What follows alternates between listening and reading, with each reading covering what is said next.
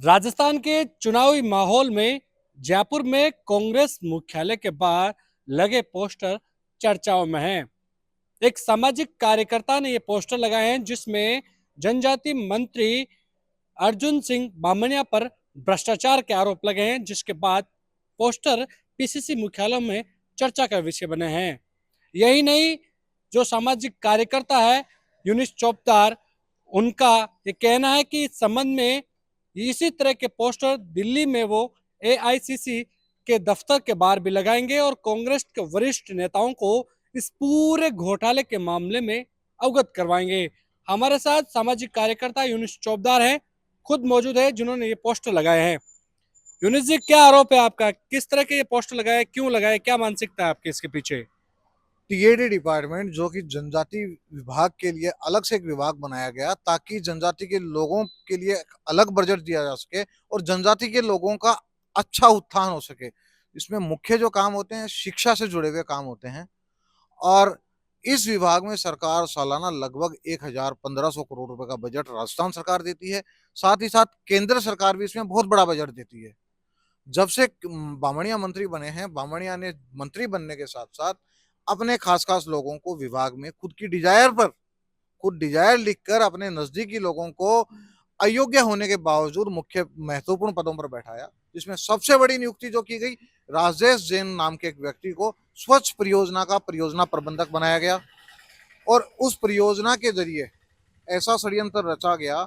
Civil के जो ठेके होते हैं, भवन निर्माण के जो ठेके होते हैं, उदयपुर से टेंडर हो रहे हैं, पूरे राजस्थान के टेंडर होते हैं, लेकिन अचरज की बात देखिए कि वो सारे टेंडर मंत्री के एक बहुत नजदीकी आदमी जेपी अग्रवाल नाम की फर्म को मिलते हैं, जो बांसवाड़ा का है, मंत्री की विधानसभा क्षेत्र का है, मंत्री का बहुत नजदीकी है।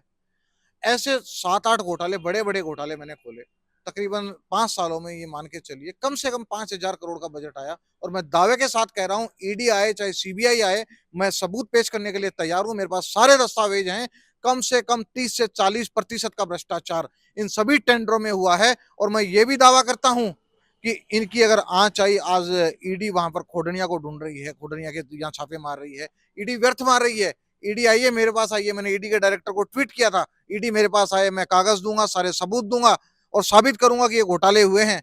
फिर तो आप चुनावी माहौल में इस तरह के पोस्टर लगाना, मैं और इतने दिन कहाँ गए थे फिर? मैं 14 महीने से लगातार 14 महीने, एक आदमी के सब्र की इंतहा होती है। 14 महीने से लगातार जयपुर उदयपुर के चक्कर मार रहा हूँ।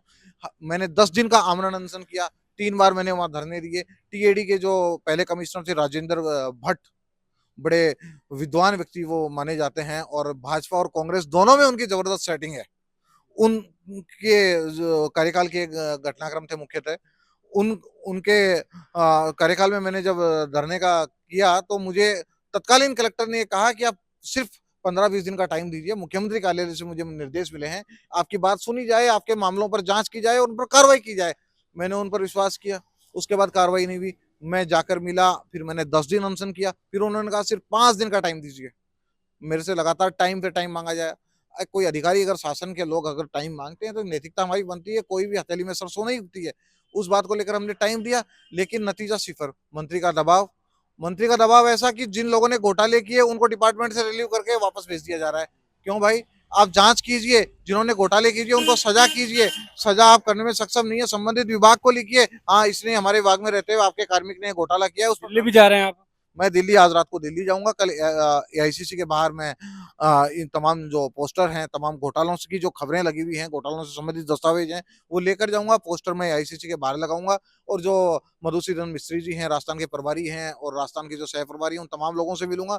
तमाम लोगों को मैं जानकारी दूंगा। जब राहुल गांधी जी आते हैं बार बार, अशोक गहलोत जी, राहुल गांधी जी टीएडी क्षेत्र में जाते हैं, हम आदिवासियों के हितैषी हैं, आदिवासियों के हितैषी हैं। अरे आपका मंत्री आदिवासियों के हक का खाना खा रहा है, आप उनके बच्चों को कीड़े खाने पड़ रहे हैं क्योंकि मंत्री भ्रष्टाचार कर रहा है। मंत्री के भ्रष्टाचार का कारण ये, मंत्री भ्रष्टाचार कर रहा है तो फर्म उसमें भ्रष्टाचार के पैसे की वसूली बच्चों को घटिया क्वालिटी का खाना खिलाकर कर रही है। मंत्री ने मुझे फोन पर कहा था कि यूनिस चौबदार है, वो किसी के इशारे पर काम कर रहा है। मुझे भी ये बात कही गई, कभी सीपी जोशी जी का नाम लिया जाता है, मैं खुलासा कर रहा हूँ। जब आपने कहा कि मंत्री ने आरोप लगाए तो मुझे कई बार तो ये कहा कि आप सीपी जोशी के लिए काम करते हो, कभी ये कहा कि मालवीय जी के लिए काम करते हो। क्या ये भाजपा के नेता हैं? क्या ये अमित शाह के लिए काम करते हैं, नरेंद्र मोदी के लिए काम करते हैं? इन्हीं की पार्टी के लोग हैं। आप मेरे फोन चेक कीजिए, मेरे अकाउंट चेक कीजिए, कौन सी सीपी जोशी? सीपी जोशी जो विधानसभा अध्यक्ष हैं अच्छा, कांग्रेस। कांग्रेस के, उनका नाम लेकर मुझे टीएडी के अधिकारियों ने कहा कि मंत्री जी ये कहते हैं कि आपका सीपी जोशी जी के इशारे से पर आप काम करते हैं, कभी कहते हैं कि मालवीय जी के इशारे पर काम करते हैं। और मैं आपको एक बात बता दूं, टीएडी में जो पुराने जो अधिकारी थे वो भाजपा नेताओं से मुझे फोन करवाते थे, हमारा आदमी इसको छोड़ दो। अब रिश्ते मेरे भाजपा से हैं या उनके? भाजपा की सरकार में मैं मदरसा बोर्ड का मेंबर रहा, भाजपा की सदस्यता मैंने कभी नहीं ली, सरकार का मैं सदस्य रहा, मदरसा बोर्ड का सदस्य रहा, लेकिन सदस्य रहते भाजपा के खिलाफ जितने आंदोलन मैंने किए माइनॉरिटी में, पिछली जब सरकार थी वसुंधरा राजे की, उस सरकार में विपक्षी भूमिका माइनॉरिटी में मैंने निभाई। फिर मुझ पर अगर भाजपा या अन्य किसी के इशारे पर आरोप लगते हैं तो वो जांच का विषय है, जांच सरकार की एजेंसी मंत्री है। बोल रहे हैं कि यूनिस चौकीदार के खातों की जांच की जाए, कहां से लेन देन आ रहा है, किसके जरिए वो किन के इशारों पर नाच रहे हैं। अगर आप कहें तो मैं खुद मेरा स्टेटमेंट आपको भिजवा देता हूँ। मेरे जितने खाते हैं, एक खाता नहीं, मेरे 2 खाते हैं, दोनों खाता का स्टेटमेंट मैं भेज देता हूँ।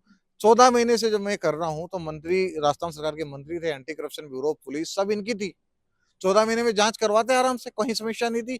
अब मैं कह रहा हूँ मैं ईडी जाऊंगा मंत्री के साथ-साथ। इसमें सबसे बड़ी बात एक और मेरी जानकारी में आई है, मंत्री का पुत्र विकास बामणिया जो शायद वहाँ जिला उप प्रमुख या कुछ प्रधान है, उसकी कुछ फर्मों के साथ साठगांठ थी।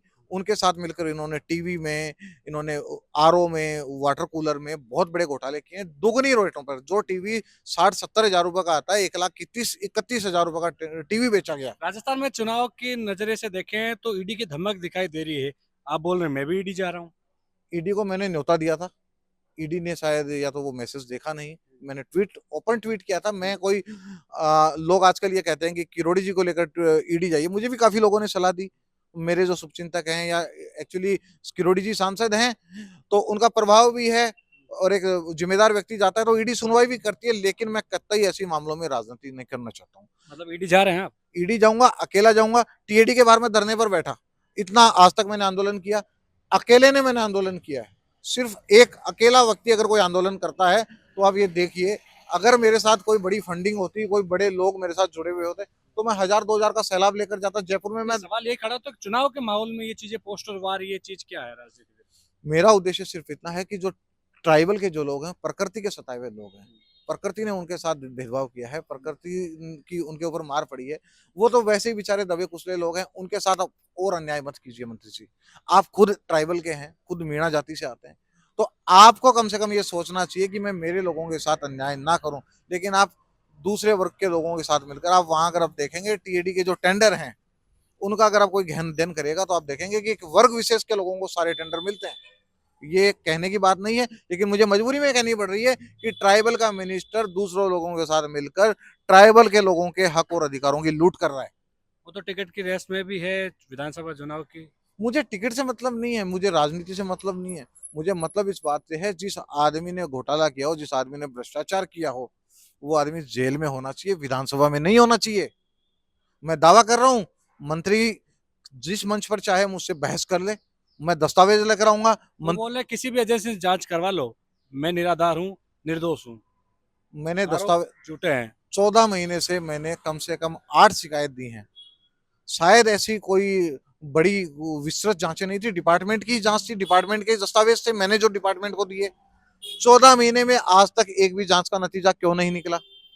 मंत्री के कार्यकाल में एक 10 करोड़ का फर्नीचर का टेंडर हुआ, उन फर्म को जिस दिन 15 दिन में 10 करोड़ का माल फर्म ने, मैं कह रहा हूँ हिंदुस्तान में ऐसी कोई कंपनी ये नहीं है जो सप्लाई उसने 15 दिन में की, वो सप्लाई हिंदुस्तान की कोई कंपनी, गोदरेज इतनी बड़ी कंपनी है, वो सप्लाई नहीं कर सकती, उस कंपनी ने कर दी। 15 दिन बाद उसने बिल पेश किया, 16वें दिन उसको पेमेंट हो गया, माल की कोई जांच नहीं हुई। उसके बाद उसको 10-12 टेंडर और दिए गए। फिर मैंने जब शिकायत की, शिकायत में वो माल नकली पाया गया, भारी कमियां पाई गई, 53 लाख रुपए उस कंपनी के जब्त किए विभाग ने। आपके पीछे कोई है तो नहीं ना बीजेपी का कोई, जो जैसे कि मंत्री कह रहे हैं कि कोई ना कोई है इनके पीछे? मेरी जांच होनी चाहिए, मैं मांग कर रहा हूं सरकार मेरी जांच करवाए।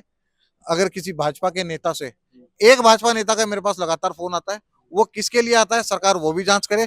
जिस वक्त भाजपा नेता के मेरे पास फोन आए, क्योंकि आपने कांग्रेस के विधायकों के खिलाफ भी धरने पर बैठे थे आप, बिल्कुल जितने भी मुस्लिम विधायक है उनको घेरते हुए दिखे थे आप, इसलिए आपकी भूमिका। होता है।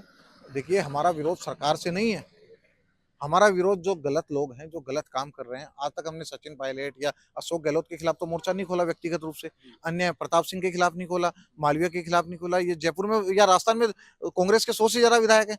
जो गलत कर रहा है उसके खिलाफ अगर हमारे पास कोई एविडेंस होता है, उस एविडेंस के आधार पर, अदरवाइज हम कोई बेलगाम सांड नहीं है कि हम किसी के पीछे लठ लेके पड़ जाएंगे। कानून हमारे लिए भी उतना ही प्रभावी है। अगर हम किसी के खिलाफ गलत करेंगे तो वो हमारे खिलाफ कानूनी कार्रवाई करने के लिए स्वतंत्र है। इस चीज का हमें भी डर रहता है, इसलिए हम भी मर्यादा में रहकर काम करते हैं, गलत तरीके से काम नहीं करते हैं। देखिए, ये थे यूनुस चोपदार, जिनके पोस्टरों के बाद कहीं ना कहीं राजनीतिक रंग अब देखने को मिल रहा है। हालांकि यूनुस चोपदार का कहना है कि इस संबंध में मंत्री को लेकर वो ईडी में शिकायत देंगे, लेकिन मंत्री से मेरी फोन पर बातचीत हुई, उन्होंने कहा कि यूनुस चोपदार पर उन्होंने आरोप उल्टा लगाया है। उन्होंने कहा कि वो किसके इशारों पर काम कर रहे हैं, उनके खातों की जांच होनी चाहिए और इस संबंध में वो पुलिस थाने में यूनुस चोपदार के खिलाफ रिपोर्ट भी दर्ज करवाएंगे। हालांकि देखना होगा कि किस तरह के ये मामले में आरोप कितने निराधार हैं, कितने सत्य हैं, ये जांच के बाद ही मामला पटाख से हो पाएगा। कैमरा सहयोगी मनोज के साथ विशाल शर्मा, जयपुर, राजस्थान तक।